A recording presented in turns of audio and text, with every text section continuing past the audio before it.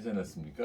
네. 근데 어제 오늘 올 생각을 하면서 오늘 이사회도 있으니 아마도 이사님들밖에 없을지도 모른다 그런 생각이 들어서 그날 한 거 똑같이 하면 너무 지루할까봐 제목을 좀 바꿔갖고 제목을 뭐라고 바꿨냐면 바꿨습니다. 스코필드 박사가 하늘에서 한국인에게 고함 이렇게. 좋습니다. 예, 예. 네, 이건 다 비슷해요. 근데 사실 이거 하게 된 계기는 2년인가 3년 전에 한동우라는 사람이 있습니다. 한동우. 저보다 나이가 10년이고 재무부 고위 관료 출신이고 나중에 사업자 기업 가서 일하다가 지금 쉬는데 상당히 그 애국지사형이에요. 그분이 1972년에 프린스턴 대학교에 우드로 윌슨 행정외교대학원의 파빈 펠로우 이런 걸로 와서 1년 동안 같이 있었는데 그때 많은 것을 배웠습니다. 근데 이분이 어디서 돈이 좀 생겼다 그러면서 어떤 프로그램을 만드냐면 애국지사들이 누구 마이크 잡다, 여운형 커버 마이크 잡다, 누구 마이크 잡다 이런 식으로 하는데 저보고 스코필드 마이크 잡다 한번 해보라고 그래서 제가 한 A4 용지를 10대쯤 해줬는데 정 교수 이건 너무 안 된다. 이거 너무 정권에서 싫어할 것 같다. 문재인 정권에서 싫어할 것 같다. 그래서 좀 고치자 그래서 안 고쳤습니다. 그걸 갖고 또 하다가 너무 정치적인 얘기가 많은 것 같아서 그냥 어쩐 얘기 간단히 써왔습니다. A4 용지 5장이면 김 박사 몇 분이면 되는 거예요? 한 25분? 네. A4 아마 30분 안에 끝날 것 같습니다. 제가 지루하시겠지만 한번 좀 읽어드리고 매 한 문단 읽고 보충할 거 있으면 하고 또 한 문단 읽고 보충할 거 있으면 하고 하겠습니다. 제가 제일 이걸 하기 전에 그냥 말씀드리고 싶은 거는 이런 거예요. 스코필드 박사님이 1919년에 저 영자지 서울 프레스에서 글 쓰셨다는 거 있죠. 네. 또 일본 가서도 맘놓고 총리 대신도 만나고 일본의 비인도적인 행위를 시정할 것을 요구하고 막 했잖아요. 어릴 때부터 그냥 의문이 어떻게 그게 가능한가.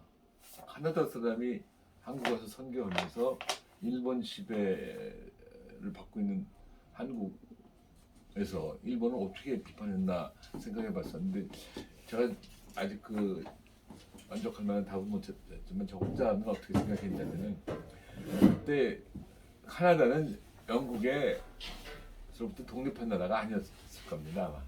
실질적으로 독립한 나라가 아니었고 그런데 영국이 영일동맹을 맺었어요. 19세기 후반에.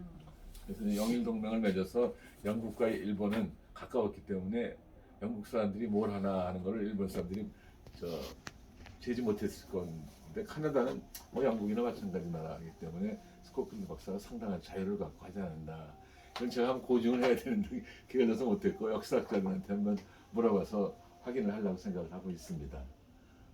이거 무슨 말씀인지 아시죠? 네. 스코필드 박사가 어떻게 일본 놈들이 그렇게 막 못 나갔나 하는 물론 이제 나중에는 1920년에 비자 연장을 안 해줘서 돌아가신 걸로 카나다로 돌아가신 걸로 알고 있습니다. 그런 의미가 하나 있었고요. 그다음에 스코필드 박사는 굉장히 한국과 일본이 가까워야 한다고 생각을 하신 걸로 기억을 합니다.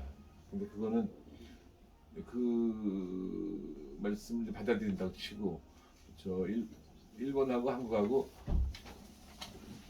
영원히 서로 적이 돼서는 안 된다고 생각을 하셨어요. 그래서 만약에 지암리 같은 데서 찍은 사진이 굉장히 비참한 사진인데 이걸 갖다가 세상에 공개해 버리면은 한국 사람들 일본을 정말 너무너무 싫어해서 앞으로 한일 두 나라는 끝이다 이런 식으로 생각해서 그 사진을 안 밝히다가 결국은 대구 가는 기차에서 어떤 녀석이 도둑질을 한 것 같은 생각이 드는데 그 두 가지 사실을 하나 하고 근데 그것도 역시 좀 한번 한 대 발표하고 싶은데 주 선생님은 그런 말씀 성경 배울 때 많이 들으셨죠? 할아버지가 직접 말씀하신 거 제가 들은 게 이제 일본 그 자녀상 조금 시작하시다가 내가 이제 그만한다. 나는 너희네들이 이런 거 너무 자세히 알아가지고 일본하고 원수가 돼서 사는 걸 원하지 않는다. 그러니까 일본하고 같이 손잡고 살아가기를 바란다. 이러고 하셨어요. 그게 지금 그 저도 그 말씀. 얘기 들어서 그러셨죠. 그래갖고 그 자작상을 찍은 사진을 한국 사람들 보면 안 된다. 그래서 항상 가방에 들고 다녔는데 하루는 서울서 대구 가는 기차 타고 가다가 어떤 녀석이 사기꾼이 그 가방 훔쳐가서 잃어버렸어. 잃어버렸다 뭐 이런 얘기를 들은 적이 있어요. 그 두 가지. 하나는 어떻게 일본 지배를 받고 있는 한국에서 그렇게 자유롭게 일본 비판을 했나. 그다음에 스코필드 박사가 그 가지고 있던 사진을 세상에 안 밝힌 건 공개하지 않은 건 왜였던가 하는 거 하고 끝으로 저 노먼 베튠이라는 사람은 또 다 아시죠? 그 거의 동시대 같은 나이에 노먼 베튠이라는 사람이 카나다 사람이 있었는데 그 사람은 중국 가서 활동을 했습니다. 중국 가서 중일 전쟁 때 중국 편에 중국 군을 따라다니면서 외과 의사로서 많은 걸 고쳐주고 근데 거기서 끝나지 않고 더 훌륭한 거는 제가 보기에는 인간으로서 훌륭한 거는 일본 병사들도 부상당하면 또 가서 고쳐주고 그랬는데 어느 새벽에 그 부상당한 중국 병사를 고쳐주다가 칼에 자기가 찔려갖고 죽었대요. 너무 새벽까지 열심히 하다가. 그래서 그런 것도 좀 알리고 싶은데 제가 드리고자 하는 말씀은 노먼 베튠이라는 사람은 중국 사람들이 다 알아요. 교과서에 나온대. 그래서 제가 물어보면 너 노먼 베튠 아냐 그러면 뭐 제 베튠 발음을 중국 사람들이 잘 알아들을 리가 없지 않겠습니까? 그래서 자꾸 얘기하다 보면 그거 다 배웠다. 그런데 우리는 사실 뭐 좋아하는 사람도 있고 안 좋아하는 사람도 있지만 그게 잘 안 됐잖아. 이승만 박사조차도 동상 쓰러뜨리고 뭐 근데 지금 이승만 박사 기념관을 만드는 운동이 벌어지고 있습니다만 이따 말씀드리겠는데 스코필드 박사 기념관이 있으면 더 좋지만 그것에 앞서서 또 3.1 독립 기념관 하나 있으면 좋겠다는 걸 스코필드 박사님이 동아일보에 쓰셨어요. 그 돌아가시기 전에. 그래서 그런 세 가지를 한번 말씀드리려고 그랬었는데 바깥에서 온 사람들이 많은 걸 강하게 좀 말씀드리려고 했었는데 그럼 우리 느끼게 하고 오늘 그냥 제가 써온 거니까 지도하더라도 읽어드릴 테니 좀 들으세요. 네. 네. 너무 지루하면 말씀하시고. 스코필드 박사가 하늘에서 한국인에게 고함. 안녕하십니까. 프랭크 윌리엄 스코필드입니다. 1970년 내가 사랑하는 한국 땅에서 이번 생을 마감하고 벌써 53년이 지났습니다. 10년이면 강산도 변한다는 우리 한국 속담으로 보자면 강산이 5번 바뀔 세월이 흘렀습니다. 사랑하는 한국인 여러분, 한국은 더 살기 좋은, 더 정의롭고 자랑스러운 나라가 되었습니까? 이게 이제 첫째 문단이에요. 두 번째 문단은 2000년대를 바쁘게 살고 있는 한국 사람들에게 스코필드라는 내 이름이 낯설게 느껴질 수도 있겠습니다. 나는 3.1운동과 조선의 독립운동을 지지했고 해방 후 누구보다 한국을 사랑했던 영국 출신 캐나다 사람입니다. 어떤 분은 어디서 외국 사람이 감히 민족 지도자들과 나란히 현충원에 잠들어 있느냐고 생각할 수도 있겠습니다만 위험을 무릅쓰고 독립만세 현장을 돌아다니며 취재를 해서 세계에 알린 일을 크게 인정해 주시니 고맙습니다. 이런 생각도 한번 해볼 만도 하죠. 모르는 사람들이. 스코필드 박사가 누군데 이럴 수도 있고 제가 어쩌냐게 서울의대의 특수과정이 여는 공개 강의가 아니구나. 그 특수과정 학생들한테 어디 하이어트 호텔에 가서 밤에 강의를 했는데 도중에 뭐 어떤 공개 강의를 가든지 저는 스코필드 박사 팔아야 되고 마케팅하고 두 번째 동반성장 팔아야 되고 그래서 두 개 다 하는데 사실 스코필드 박사가 저한테 동반성장하라고 대학 갈 때쯤 말씀해 주셨어요. 단어만 동반성장 말씀 안 하셨지. 그래서 그 얘기를 하다가 여러분 여기 스코필드 박사 아는 분 한번 손 들어 보세요. 근데 얼마 없어요. 60명이 넘는데 그래서 이렇게 역사의식이 부족해갖고 한국 박사람 쓰겠습니까? 그렇게 얘기를 한 적이 있습니다만 뭐 여기 안 써놓은 건데 제가 대학 들어갈 때 정말로 고민 끝에 경제학과를 가게 됐습니다. 한번 말씀 안 드렸을 거예요. 고1, 고2 때는 저는 이제 우리 아버지는 안 계시고 어머니만 계셔서 어머니가 우리를 키워주셨으니까 빨리 취직해서 월급 타다 드리는 게 효도라고 우리 사촌 형한테 말씀을 듣고 그럼 어떻게 공부하면 됩니까? 그랬더니 어떻게 공부하기는 그냥 학원과 같은 데 가갖고 충주비를 취직하면 되잖아.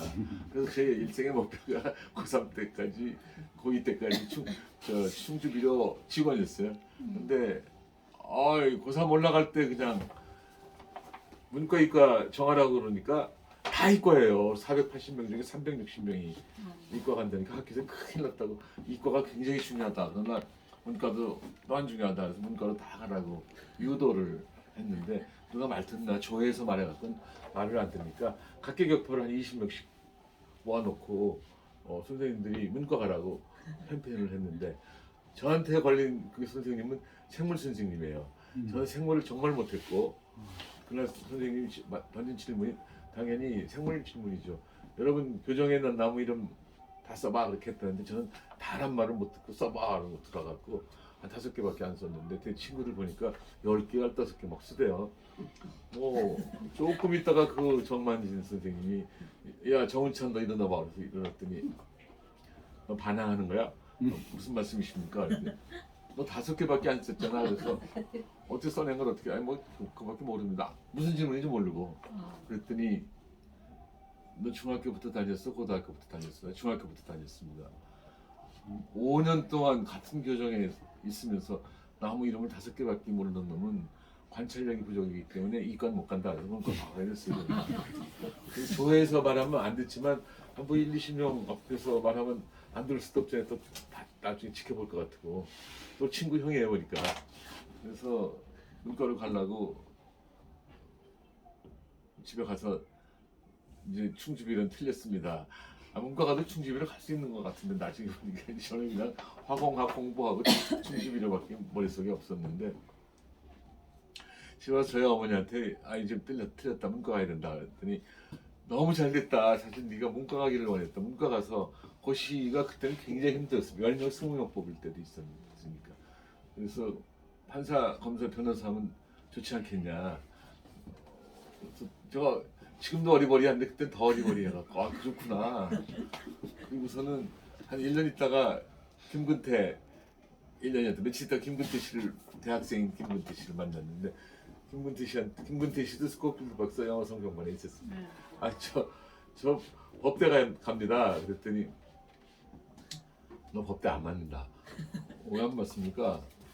너 뭐 잘해서 고시 패스는 할 수 있겠지. 그런데 판사 하려면은 칼날 같은 판결을 내려야 되는데 너 우유부단하잖아. 검사 그러면 강압 수사를 가끔 해야 되는데 너 마음이 약하잖아. 변호사 가끔 흑을 백이라 그러고 백을 흑이라고 그랬는데 너 거짓말 못하잖아. 그럼 어떻게 하면 좋습니까? 그랬더니 김근태 씨가 스코필드 박사한테 가서 물어보지 그러냐. 그래서 스코필드 박사한테 갔더니 우선 국력 신장에 도움이 되는 학과에 가야 된다. 국력 신장이 안 되면 너 일본에 또 미킨다. 두 번째로는 지금 경제개발 5개년 계획으로 성장이 어느 정도 됐는데 군대는 굉장히 악화됐다.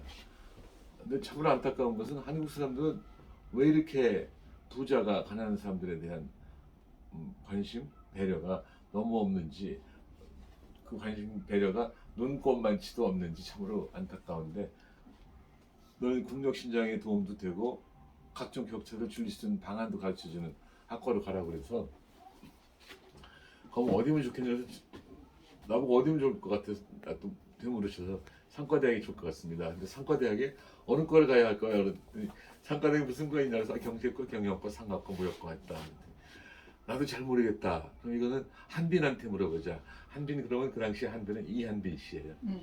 한빈한테 물어보자. 그래서 한빈한테 이한빈 씨 그때 하와이의 동서문화 센터의 센터장인가 하고 계셨나 봐요. 긴 편지를 막 쓰시는 거 봤는데 답이 안 와요. 그래서 결국은 그 시간의 차이가 좀 있습니다만 1년 차이로 그 막판에 내일인지 마감일이라 봤는데 경제과가 좋을 것 같다 경제과 했는데 그 다음에 이한미 답장이 정군이 활동하는 1980년대는 경영학의 시대가 올 겁니다. 경영과 가라고 권고하십시오. 그런데 이미 해놓은 걸 어떻게? 그리고 사실은 그 당시 상과대학은 딱 그냥 190명 뽑아 올 카트라고 해갖고 지망은 1, 2, 3 지망 다 있고 그래서 뭐 190명 안에 듣는 건데 과외 1지망 정제과, 2지망 경영과 이렇게 썼는데 못 바꾼다 그러대요. 그래서 경제과에 다니게 된 겁니다. 스코필드 박사가 딱 경제과 지적 안 해주시면 상과대. 그래서 밖에 나가서 그냥 스코필드 박사가 경제학 하라고 하셨다 이렇게 얘기하고 다닙니다. 이렇게 됐어요. 그래서 이제 여기까지 됐죠. 첫째는 난 스코필드입니다. 여러분 잘 계십니까? 내가 국립 현충원에 묻혀 있다고 다른 애국지사하고 비교해가지고 내가 자격 없다고 그럴지 모르지만 그래도 열심히 한 거를 여러분들이 인정해 주셔서 고맙습니다. 이게 첫째 번 문단, 두 번째 문단입니다. 됐죠? 국장은 아니지만 사회장으로 오셨으니까 당연히 거기 가실 그 이상의 자격이 있으시지. 아무도 모르거든요. 스코필드. 아니 스코필드가 왜 여운형 옆이야? 이런 식으로 해서 모른다는 말씀. 자, 그럼 세 번째 문단. 이건 다 하시는 거니까 그냥 빨리 읽어버릴게요. 어린 시절 클리프 칼레지의 신학 교수였던 제 아버지는 나에게 인생을 걸어가는 두 개의 길, 염려의 길과 기도의 길이 있다고 말씀해 주셨습니다. 염려의 길은 어려운 환경 속에서 예측할 수 없는 미래를 각오하며 언제나 걱정을 동반자로 걸어가는 길입니다. 기도의 길은 사랑의 힘으로 하나님을 인도자로 삼아 그분의 진리를 믿으며 평화를 동반자로 걸어가는 길입니다. 나는 기도의 길을 선택했고 내가 한국과 인연을 맺게 된 것은 오로지 하나님의 인도 덕분이라고 생각합니다. 근데 그때 이장락 선생님이 우리의 스코필드라는 책을 1962년인가 쓰셨어요. 근데 그때 그 스코필드 박사 하라연 버치가 준 교훈을 다가 이 컨선의 길인가 기도 프레어의 길과 컨선의 길이 있다. 그러니까 컨선을 관심인가 뭘로 하셨어. 근데 그럼 우리 말을 안 통하는 것 같아요. 제가 일본의 염려라고 바꿔버렸습니다. 그래서 그다음부터 제가 의식적으로 염려의 길과 기도의 길이 있다고 스코필드 박사의 아버님이 말씀하셨다. 그러니까 사실은 그게 그 염려와 기도라는 두 대척되는 길이 있는데 나는 염려가 아닌 기도의 길을 선택한 거다. 이 뜻이겠죠. 물론. 근데 그때 저도 그렇게 이해를 했는데 영어로 컨선이에요.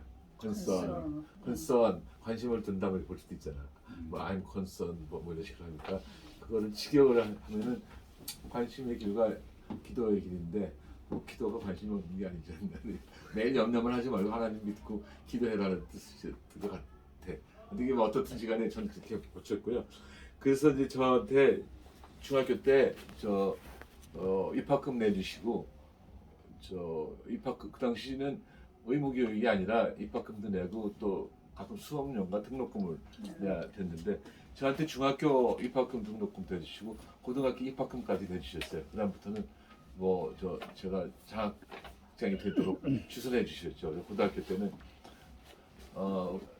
스코필드 박사님이 경기고등학교 내일학년 때 교장실에 오셔갖고 이 정우천이 착하다 공부 잘한다는데 얘 장학금을 받을 길을 마련해 줘야 되지 않냐. 근데 그 교장 선생님이 양재휘라고 그 당시 벌써 이제 5.16 정권이 들어와서 다 여러분들 여기 대구분들 마산이시죠.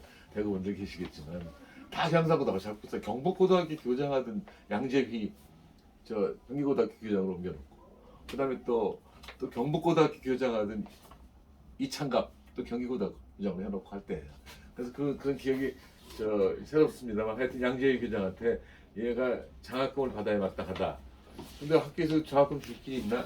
그랬는데 그 당시에는 서울시에서 장학생을 뽑아갖고 장학금을 주는 데가 있었습니다. 한 학교에서 두세 명씩 추천받아서 시험 봐갖고 뽑는 건데 제가 이만재라는 학생하고 둘이 장학생이 돼서 그 다음부터 스코필드 박사 교장한테 압력을 넣은 건지 몰라. 그래갖고 장학생 시험을 볼 수 있어갖고 패스해서 고등학교 때도 그 돈을 받게 됐는데 중학교 때 등록금 해주신 다음에 교회 다니자 그래서 안 다닌다 그랬더니 뭐 교회 가란 말을 안 하시고 교회 가면 참 좋은 사람 될 수 있습니다.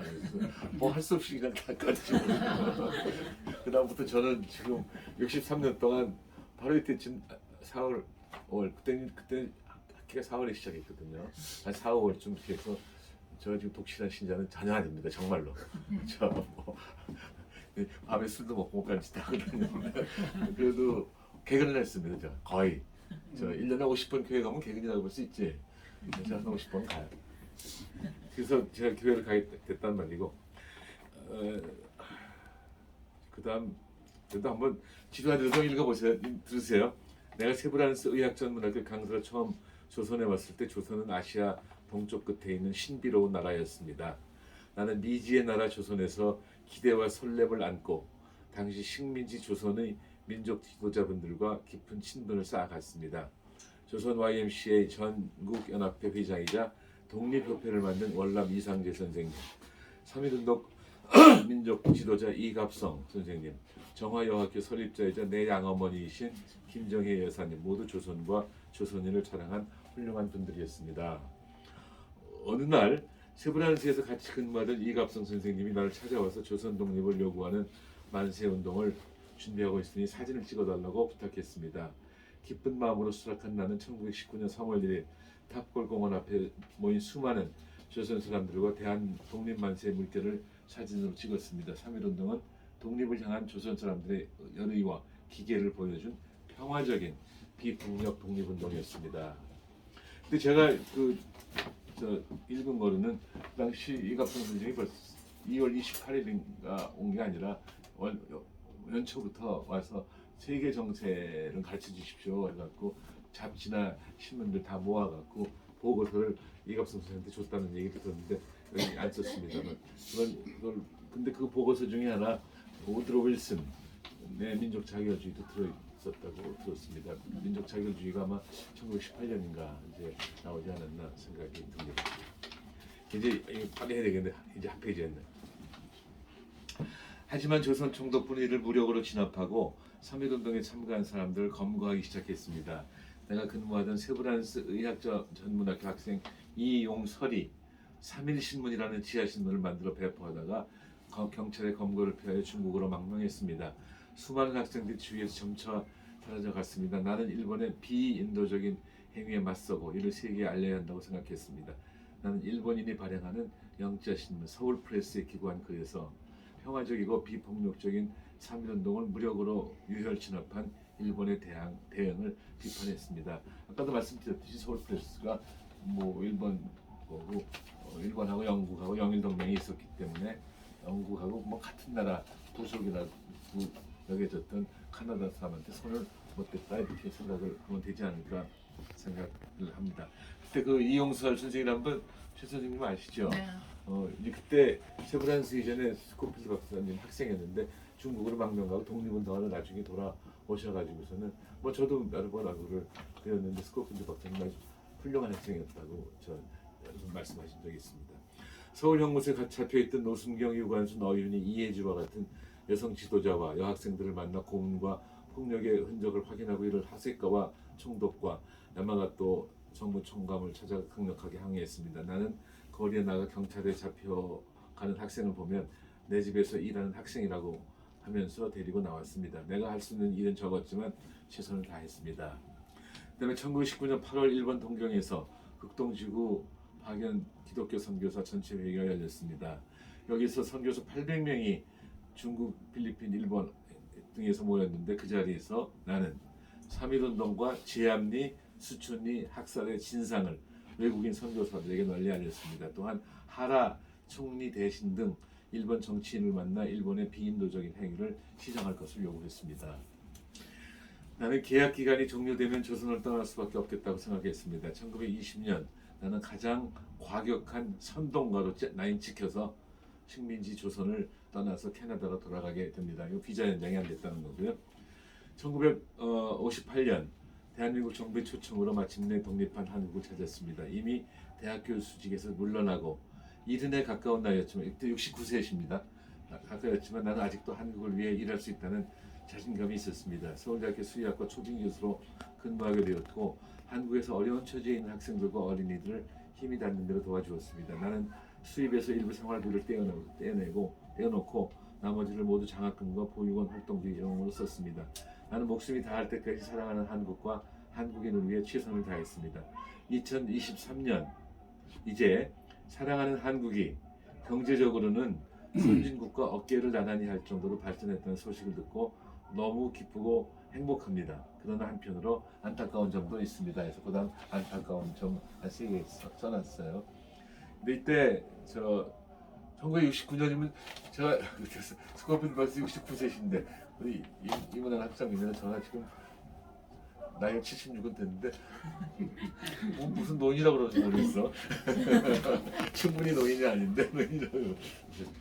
어떻든지 간에 그리고 여기서 전 그래서 그때 스코필드 박사님이 또 보육원을 자주 찾으셨어요. 이쪽 그 지금 아마 봉은사 부근의 봉은보육원하고 유린. 네, 그 부근이죠. 네. 저 사실 잘 봉은사 그 보육원하고 어디 기억은 잘 안 나요. 근데 그때 봉은사가 있는 것도 몰랐고 나는 봉은보육원에 저도 여러 번 갔습니다. 배 타고 상당히 사실 그 위험한 겁니다. 스코필드 박사님이 지팽이 지시고 저 몸도 불편하셨는데 배를 타고 주로 저 서울고등학교 숙명여고인가 거기 학생들하고 자주 갔었던 기억이 납니다. 자, 그러니까 안타까운 점이 몇 가지 있는데 첫째는 3.1운동 기념관 건립. 이거는 김재현 박사도 관심이 많으신 토픽입니다만 3.1운동은 조선 사람들의 독립에 대한 열의와 기계를 세계에 알린 평화적인 비폭력 독립운동이었습니다. 조선의 3.1운동은 중국의 오사운동과 인도 간디 무저항 운동에 많은 영향을 주었습니다. 그리고 제2차 세계대전 이후 우리 조선의 독립의지를 인정받게 되는 하나의 근거가 됩니다. 이거 상당히 중요한 거예요. 이런 이 3.1운동이나 뭐 제암리 이런 사실을 세상에 많이 알렸기 때문에 다른 나라의 독립운동에도 영향을 줬을 뿐만 아니라 1943년인가 카이로 선언에서 적당한 시기에 한국을 독립시키자는 그 문구가 나오지 않았겠습니까? 그때 in due course 어떻게 번역하는지 모르지만 하여튼 독립시키자고 했던 결의가 있었습니다. 나는 생전에 이렇게 의미 있는 3.1운동 기념관을 이렇게 의미 있는 3.1운동 기념관을 서울 탑골공원 근처에 만들고 싶었습니다. 물론 탑골공원에는 3.1운동을 기념한 비석과 부각 조형물이 전시되어 있습니다. 그러나 한국의 헌법에도 명시되어 있는 상징적인 독립운동에도 불구하고 아직까지 기념관 하나 없다는 것은 매우 아쉽습니다. 사실 이걸 위해서 제가 국회에 많이 동원됐어요. 거기 또 이런 운동꾼들 있잖아요. 뭐 유네스코 무슨 유산 그리고 뭐 4.19를 세계 무형의 유산으로 하자 하고 3.1운동도 하자 하는 운동도 있습니다. 근데 김영신이라고 하는 저 부지런한 사람이 있어요. 저쪽 전남의 국회의원 하던. 그분이 정 교수 나와서 먼저 해주세요. 라고 국회에 가서 2월 한 말에 가서 3.1운동 기념관 합시다. 그 사람들이 하는 거하고 같이 묻혀갖고서 저도 가서 몇 장 써서 발표도 하고 그랬었는데 아직까지 기별이 없네요. 참 안타깝습니다. 다산 연구하시느라고 바쁜 모양이에요. 김영진. 아 그래요? 다산 연구 그거 박성구 말고 아니 다산 연구 김영진 이야기하시는 거 아니에요? 넘어가요. 국회의원 하는? 네. 네. 근데 사실 다산 연구는 박성무 씨가 최고인데 같이 하는 거예요. 같이 하는 모양이에요. 그다음에 이제 한일과 항일에 대해서 친일과 항일에 대해서 한번 이 말씀 못 들어본 분들은 참 웃음이 나오는 얘기인데 그냥 한번 읽어드리겠습니다. 독립운동가 자손들 사이에서 다툼이 있다는 소식이 들립니다. 이 하늘에서 들린다는 뜻이죠. 지난 2021년 8.15 광복절에 김원웅 광복 회장님은 이승만 건국 대통령도 안익태 작곡가도 친일파라고 비판했습니다. 김 회장님은 메가더 원수도 친일파라고 주장하셨고 나도 캐나다에 머물 때 주 캐나다 한국 대사인 코트하고 친일파 백선엽 장군을 통해 대한민국 훈장을 받았으니 잘못했다고 비판하셨군요. 김 회장님이 참으로 안타깝습니다. 그 말씀 다 아시는 얘기지요. 원웅 씨가 서울대 정치과 나온 거 아세요? 저부터 좀 나이는 위고. 그래요? 네, 서울대 정치과 나왔습니다. 그 부인이 우리 집사람하고 친구라고 그러는데 자주 만나는 친구는 아니지만. 그러니까 아유 참 안타까운 일이지 뭐. 저 당시 이제 박정희 대통령은 군 장성들을 댐비지 못하게 대사를 많이 내보냈어요. 딴소리 못하게. 근데 백선엽 장군도 교통부 장관 하다가 먼저 이제 아마 교통부 장관 하다가 카나다 대사로 가셨어요. 근데 1968년인가 이제 대한민국 건국 훈장인가 하는 거를 스코필 박사님한테 드리고 싶은데 마침 그때 좀 편찮으시기도 해서 캐나다에 머물고 계시니까 그럼 백선엽께서 당신이 가서 전달해 드리라 해서 받은 거예요. 근데 그 친일파 백선엽한테 이러시는데 지금 세상은 많이 바뀌어서 이제 백선엽 선생님, 백선엽 장군 그 추모 활동을 한국에서 많이 하고 있습니다. 아시죠? 지금 그 따님이 앞장서 갖고 많이 하고 있어요. 저는 저 어릴 때가 아니라 결혼 후에 백선엽 장군 얘기 많이 들었습니다. 저 장인어른이 군인이셨어요. 근데 백선엽 장군을 모신 적이 있나 봐. 그래서 백대장 그런 얘기. 그건 저도 알아요. 왜냐 그러면은 네. 우리 건 장군님이 네. 연대장 할 때 음. 백선엽 장군이 사단장을 하셨다고 그런가 저도 그 신라호텔에서 자주 찾아뵙고 인사도 하고 그랬구나. 그 얘기를 참 많이 하셨었어요. 그러니까 우리 장인은 마찬가지죠. 이기니까. 예. 몰라 그게 저는 예. 제가 일부러 저기 그 경북 칠곡에 다부동인가 다부동 전투라는 게 있었잖아요. 예, 예.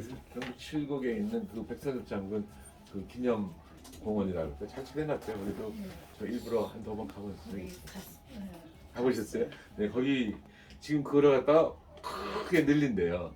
저 다부동에 백선엽 장군 저 기념관이라고 그럴까? 기념 구역을 굉장히 늘린다고 그러고 딸이 저보고 백선엽 장군 저 기념 사업회 회장을 해서 저는 정말 아닙니다. 전 정말 존경 간접적으로 들어서 존경은 하지만 저는 그런데 지식이 없어서 못합니다. 그럼 고문이라도 해주세요. 그래서 마음대로 하세요. 그런데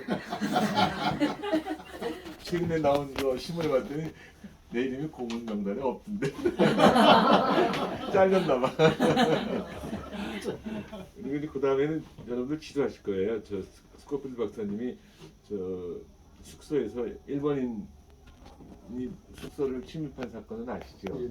그때 대담하게 뭘 원하십니까? 돈이 필요하면 돈을 주고 뭐 취직을 시켜주면 취직을 시켜주겠습니다. 그랬더니 그냥 감동해갖고 일본 단도를 떨어뜨리고 뭐 울었다는. 자객이라 그랬잖아요. 자객. 천정으로 들어온 자객. 이거는 조금 지루하실 것 같으니까 좀 뺄게요. 시간도 많이 갔으니까. 그다음에 그다음에 나는 한국과 일본의 관계가 호전되기를 바랍니다. 물론 그러기 위해서는 일본의 정치 지도자들이 과거의 죄과에 대해서 진정성 있는 사과를 해야 합니다. 과거 일본은 조선 사람들에게 이루 다 말할 수 없는 고통을 안겨주었습니다. 그러나 지금 한국과 일본은 과거의 비극에 갇혀 아시아와 세계 그리고 인류와 함께 자유롭게 살아가는 풍요로운 미래를 꿈꿔야 하지 않겠습니까? 아니라면 참으로 안타까울 뿐입니다. 이거 참 말하기 힘든 거죠. 그래서 사실 제가 요새 지난 10월 19일부터 4주일에 한 번씩 정운천 칼럼 해갖고 중화일보에 쭉 썼는데 3월 초에 3월 초인가? 3월 초구나. 3월 15일 전에 우리에게 일본이란 무엇인가 이렇게 글을 하나 썼어요. 그거 굉장히 긴 겁니다. 그 정운천 김원혁 칼럼하는 건. 근데 옛날 오늘들 12장. 무슨 신문이요? 중화일보. 지금 중화일보에 4주일에 한 번씩 수요일에 그 칼럼을 쓰고 있어요. 한번 보세요. 자, 열심히 썼습니다. 벌써 8번을 썼을 때 10월 19일부터. 10월 19일에는 정식이 하여튼 정식만이 살 길이다. 그건 10월 19일에 윤석열 대통령이 미국 가서 뭐 바이든이 어떻고 뭐 그런 설화가 있었잖아요. 그 기억하세요? 이 새끼들. 네. 그래서 제가 쪽팔린다 그래. 그런 거는 보통 다 하는 거다. 내가 뉴욕에 있을 때 우리 친구가 저 와서 같이 42번가를 걷고 있는데 앞에 건장한 저 서양 사람이 둘이 오는데 우리 친구가 뭐라 그러죠? 야, 양키들은 정말 크긴 크구나. 죄송합니다. 한 5m 앞에 이 정도 뭐. 그러니까는 저그 진짜 더 큰 사람이 옆전도 큰 사람 많아요. 그래서 그냥 놀라갖고 걔네들 이렇게 얘기 걸고 34번가에 무슨 한식집 가서 밥 잘 먹고 헤어진 적이 그런 것도 있고 바이든도 뭐 설마 많이 있고 그런데 그런 거 보통 일이 있는 일이긴 하나 구차한 변명보다는 이렇게 진정한 사과를 하는 것이 대통령의 품격도 높이고 나라의 품격도 높인다 그런 걸 쓴 게 있어요.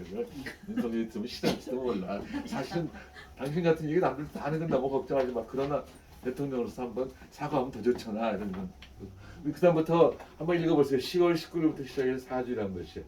최근에는 내가 못 썼다. 최근에 이 공유제를 다시 생각한다. 이건 정말로 재벌들이나 윤석열이 싫어할 것 같긴 한데 수 없어. 하여튼 제가 지금 이 말씀을 드리는 거는 우리에게 1번이란 무엇인가 써놨다가 안 했어요. 오해받을까봐. 근데 지금도 시간을 타이밍을 맞춰서 한번 쓰려고 그러는데 일본의 총리들이 와서 사실 사과 여러 번 했어요. 오부치, 무라야마, 뭐 하토야마 이런 식으로 했는데 꼭 조금 있다가 미안합니다. 딴 놈이 와서 부인을 해요. 2015년에 아베가 하듯이. 아니라 이거예요. 이거 어떻게 하냐. 그래서 거기다가 여기 지금 진정성 있는 사과, 어떻게 보면 진정성 있는 사과를 한 건데 그 다음 딴 사람이 자꾸 부인하고 또 한국도 한번 받았으면 그만이지 뭐 자꾸 그만 언급했으면 좋겠다 이런 식의 글을 썼는데 완전히 또 친일 바로 찍히고 그럴까봐 안 했습니다. 그러나 이건 어떻게 해결해야 되지 않을까 그런 생각을 하고 있습니다. 언젠가 한번 타이밍을 잡아서 잘 한번 해볼까 생각 중입니다. 어떻든지 간에 지금 스코필드 박사가 정직해야 한다고 말씀하셨는데 정직이 없어요 지금. 김태호 요새 김태호 발언 보셨죠? 분명히 미국에서 했던 거 아니야. 어떤 놈이 폭로해버렸던지. 근데 김태호는 미국의 장관하고 얘기해봤더니 아무 일도 없었다고 거짓말을 한다든지.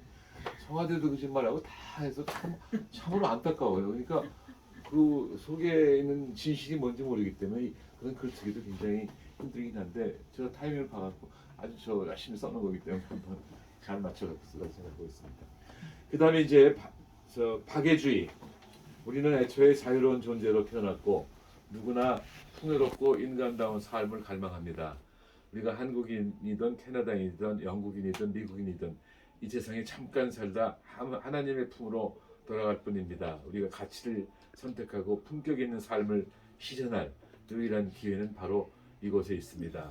모든 사람은 그 자체가 목적입니다. 따라서 다른 사람들의 이기적인 목적이나 야망을 이루기 위한 수단이 되어서는 안 됩니다. 심판의 날에 우리가 지상에 사는 동안 영원한 가치가 있는 것을 쌓아왔는지 아니면 쓰레기 더미를 쌓아왔는지 드러날 것입니다. 나는 기독교인으로서 예수 그리스도 안에서 가장 아름다운 가치를 발견했습니다. 나는 한국과 한국인 여러분 안에 그분의 삶이 형성되어 가기를 진심으로 기도드립니다. 이거 말 돼요, 박사님? 몰랐네. 이런 말 잘 못해요. 이거 맞아서 뺏겨 온 겁니다. 네 번째, 세 번째 박애주의고 네 번째 검소하라. 정말 검소하셨잖아요. 옷이 두 벌밖에 없어갖고 더울 때 입는 옷, 추울 때 입는 옷 하고 추울 때는 그 회색에다가 파란색 쑥색 비슷한 거 색깔이 뒤에다가 신문지도 넣고 다녔다는 말씀도 아마 들으셨을 텐데요. 야, 이제 이걸 하나만 앞문단 다 읽고 뒷문단은 그냥 제가 한 말씀 하겠습니다. 내가 사랑하는 한국은 나에게 많은 기쁨과 즐거움을 주었습니다.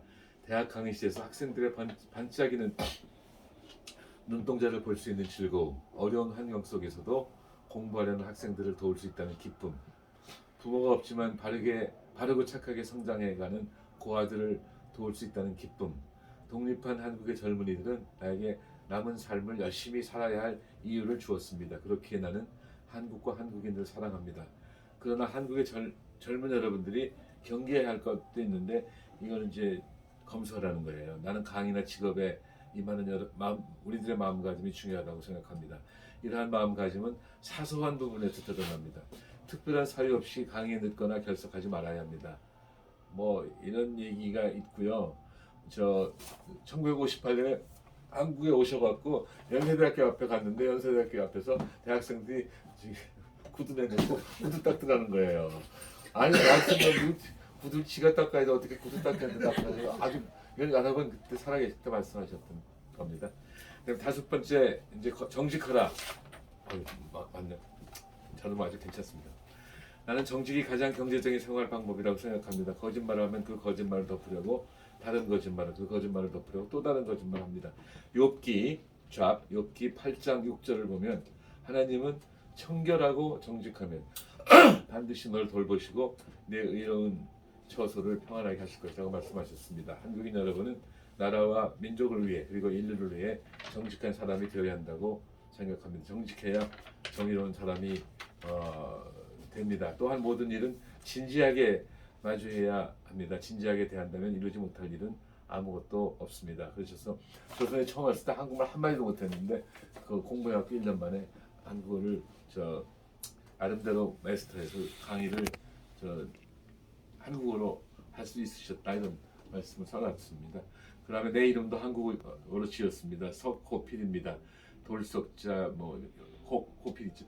석 돌과 같은 의지를 가지고 호 강자에게는 호랑이처럼 무서운 사람이지만 필 약자를 도와주는 사람이란 뜻입니다. 나는 내 이름에 내 정직한 진심이 담겨 있다고 생각합니다. 이게 5번째고요.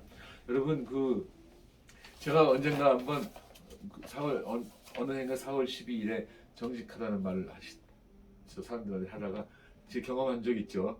총장 선거 말씀 들으셨어요? 네, 총장 선거 때 바로 연동 캠퍼스에 갔고 제가 최종 후보 5명 중에 한 번이고 기호는 3번이었는데 질문 5개 던지고 1번부터 2번부터 3번부터 4번부터 5번부터 하는 건데 세 번째 질문이 우리 연동 캠퍼스에는 연동 캠퍼스 발전위회라는 것이 있습니다. 오래됐습니다. 근데 아무런 진전이 없습니다. 당신이 총장이 되면 이 연동 캠퍼스를 어떻게 하겠습니까? 저는 솔직하게 전 모릅니다. 저 총장 출마하려고 마음먹은 지가 한 달 반밖에 안 돼서 죄송합니다. 공부를 안 해서 모릅니다. 그러나 제가 이 대학로가 있는 동숭동에 살았고 그때 대학에 전혀 못 들어가겠거든요. 저 철망을 뚫고 들어가서 수희한테 잡혀서 매도 맞고 손 들고 있어 이렇게 미운정 고운정이 다 들은 데서 재단한 제가 연동 캠퍼스를 무시하겠습니까? 이렇게 했어요. 3분 이내로 하는 겁니다. 이 3분을 이용을 해야 되잖아요. 모르겠습니다. 끝나면 3분이 아깝지 않습니까? 그래갖고 풀이 죽어서 다 끝나고 나오는데 우리 친구가 야 잘했어. 잘하긴 뭐했어. 나 끝났다 야. 다른 사람들은 호기 있게 대답하더라. 4번, 5번, 1번, 2번은 다 거짓말을 한 거예요. 네 압니다. 연동 캠퍼스 발전위원회 4년 됐죠. 5년 됐죠. 6년 됐죠. 또 어떤 사람하고 다시 또 겹치는 사람도 있으니까 적어도 제가 3사람은 거짓말을 한 겁니다. 나와서 야 나 이제 끝났다. 이것도 대답 못했으니 어떡하지 그랬더니 다른 사람들도 전부 다르게 대답했잖아. 연동 캠퍼스 아는 사람 별로 없어. 연동 캠퍼스 발전위원회 아는 사람 없어. 너 아마 사람들이 가엽게 봤을 거야.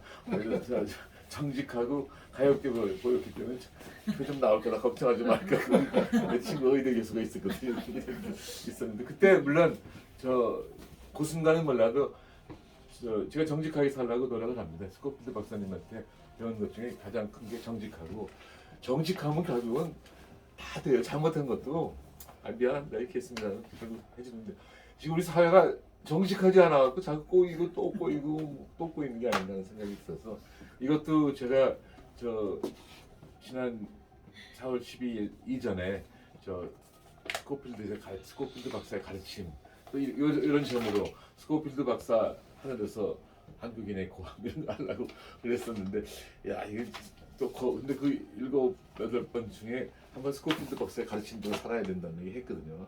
그래서 이거 지 할아버지 너무 선전하는 것 같아서 안 했는데 언젠가 한번 할 겁니다. 이거 비슷하게 한번 할 생각이고요.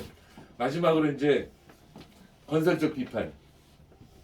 이 끝입니다. 지루하더라도 계속 들어주세요.